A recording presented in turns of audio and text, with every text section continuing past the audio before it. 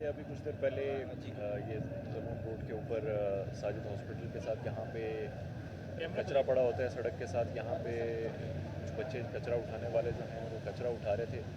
उसके अंदर कोई एक्सप्लोसिव पड़ा हुआ था जो उस वक्त ब्लास्ट हुआ, जिसका उससे 3 बच्चे जो हैं वो ज़ख्मी हुए जो कचरा उठाने वाले थे। उसके अलावा एक राहगीर और एक हमारा एक ट्रैफिक का मुलाजिम है जो यहाँ ट्रैफिक ड्यूटी के ऊपर था। 5 लोग टोटल ज़ख्मी हुए। तो इसको अभी जगह को कॉर्डन ऑफ कर लिया है।